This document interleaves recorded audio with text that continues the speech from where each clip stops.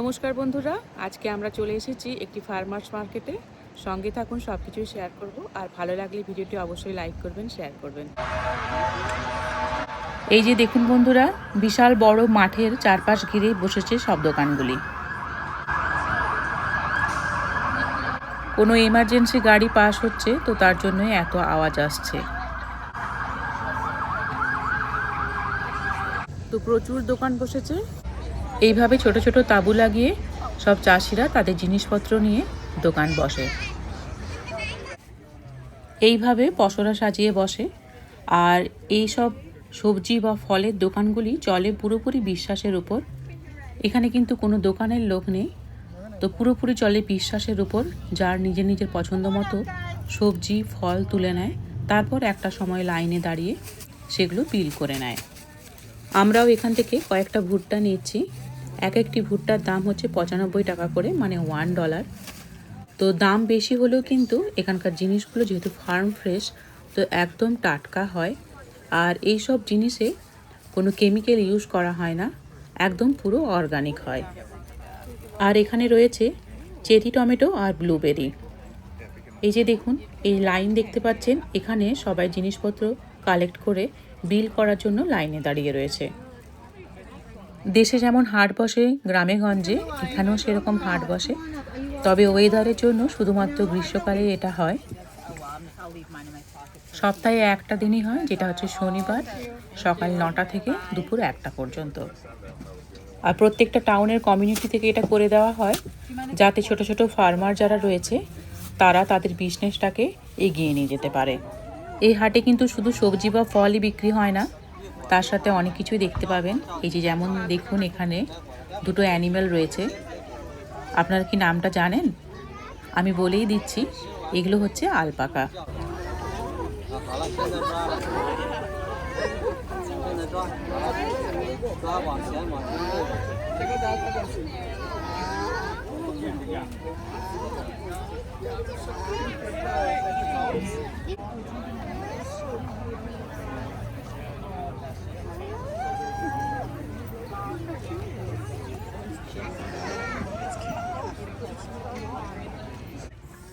এই আলপাকাগুলি নিয়ে আসা হয়েছে, তার পিছনে একটা কারণ রয়েছে।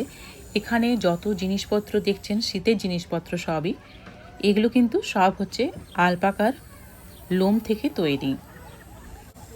যেরকম ভেড়ার লোম থেকে আমাদের শীতের জিনিসপত্র তৈরি হয়, সেরকম আলপাকার লোম থেকেও এইসব জিনিসপত্র তৈরি হয়। শুধুমাত্র চাষিরা তাদের মাঠে ফলানো সবজি নিয়ে এখানে বসে তা নয়, ছোট ছোট ব্যবসায়ী যারা রয়েছে তাদের বাড়িতে বানানো জিনিসপত্র নিয়েও এখানে বসে। কারো হয়তো বাড়িতে ছোটোখাটো একটা বেকারি রয়েছে, তারপর কেউ হয়তো হ্যান্ডমেড জিনিসপত্র বিক্রি করে, জুয়েলারি বিক্রি করে। তো সেই রকম সেই সব কিছু জিনিস নিয়েই কিন্তু এই মার্কেটে এসে তারা বসে।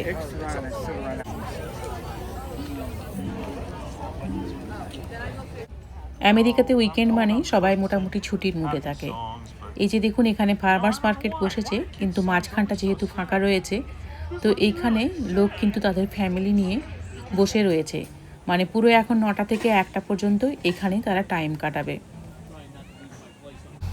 ছুরি কাঁচি ধারও হচ্ছে দেখুন এখানে।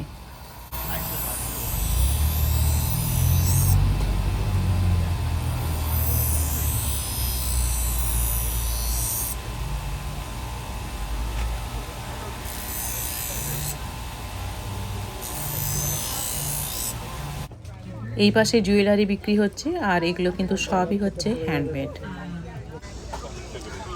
How much are the 25? Can you bear? কানের দুলগুলোর এক একটির দাম হচ্ছে $25 করে। জিনিসপত্রের দামগুলো হয়তো একটু বেশি, তবে এর মাধ্যমে ওদের বিজনেসের একটা প্রমোশন হচ্ছে। এখানটা It's up there music. I was thinking. I know. It wasn't that bad. I've heard worse. That's true. Remember the TikTok? Go ahead, you can go. She's got a little box and stuff. Go show Nini. এইখানে বেশ লম্বা line পড়েছে, তো চলুন দেখি এইখানে কি বিক্রি হচ্ছে। এখানেও বিভিন্ন রকমের সবজি বিক্রি হচ্ছে। ইয়েলো জুকিনি রয়েছে আর স্কোয়াশ রয়েছে। এগুলো দেখে মনে হচ্ছে বোধহয় মাটির কেউ হাতে করে বানিয়েছে, তবে তা নয়, এগুলো হচ্ছে এক ধরনের স্কোয়াশ যেগুলো দেখতে এরকমই হয়। যেহেতু এইসব জিনিসগুলো একদম পুরো জমি থেকে তুলে নিয়ে আসে, তো তার জন্য এইসব জিনিসের টেস্ট তো একদম খুবই ভালো হয়।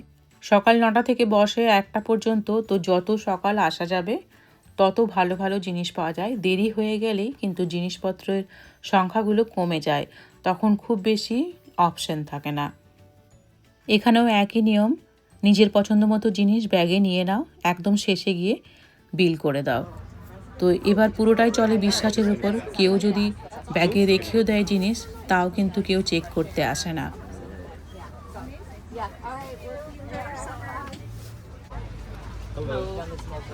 Alright, we can weigh those.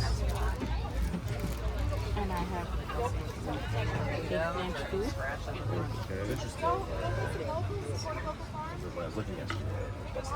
Seems like the best one. Looks like that's the place.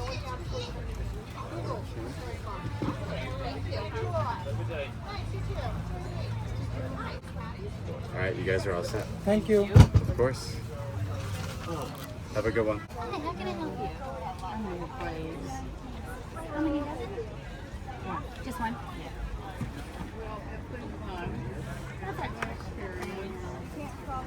Whenever you're ready, tap. Oh, you're a saint. Ones. Yes. Awesome. Thank you so much. Thank You're the you. bestest with mostest. Came from Sweet. Oh, you put it in the bag. Yeah, sorry. Thank you.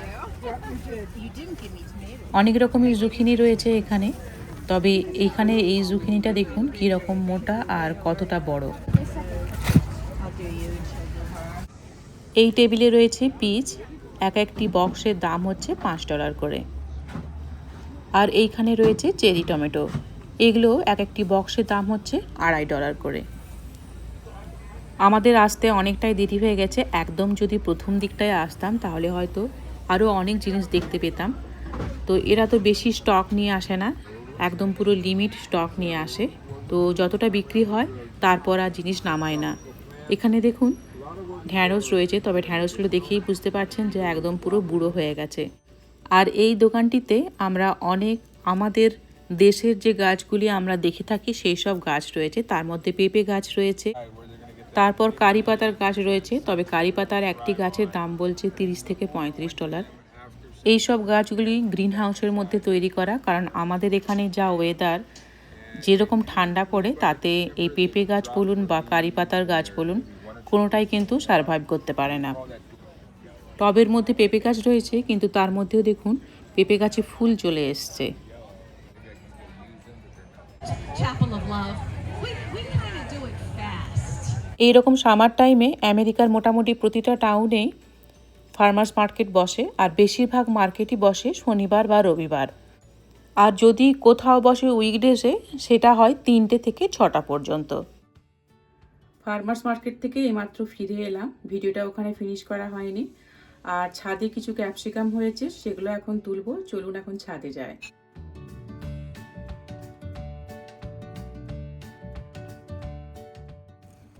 এই যে দেখুন কিভাবে capsicum হয়েছে, আর এত বেশি হয়েছে গাছ পুরো শুয়ে পড়েছে। তো তার জন্যই ভাবলাম এই যে দেখুন যে আজকে ক্যাপসিকাম কটা তুলেই নিই। গাছের অবস্থা দেখুন, মানে এত বেশি ধরেছে, একটা গাছে 6 থেকে 7খানা হয়েছে। তো গাছ পুরো শুয়েই পড়েছে। এগুলো যদি আমি তুলে না নিই তাহলে কিন্তু গাছটাকে আর বাঁচানো যাবে না।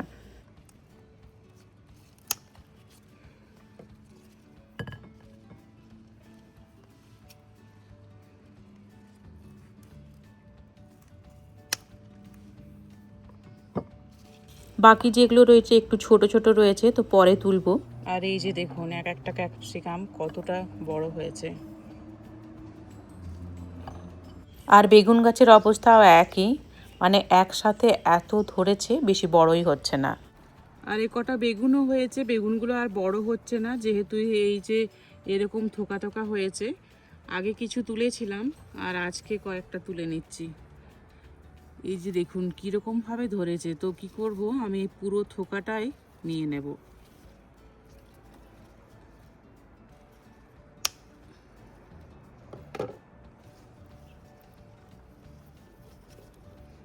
কীরকম আঙ্গুরের মতো পুরো থোকা হয়েছে।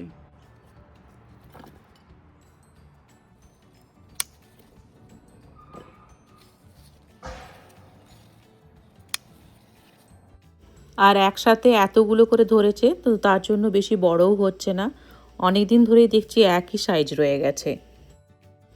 আর এই হচ্ছে টমেটো গাছ, এই সবে টমেটো ধরতে শুরু করেছে, এখনও পর্যন্ত পাকেনি। তো যখন তোলা হবে তখন আবার শেয়ার করব।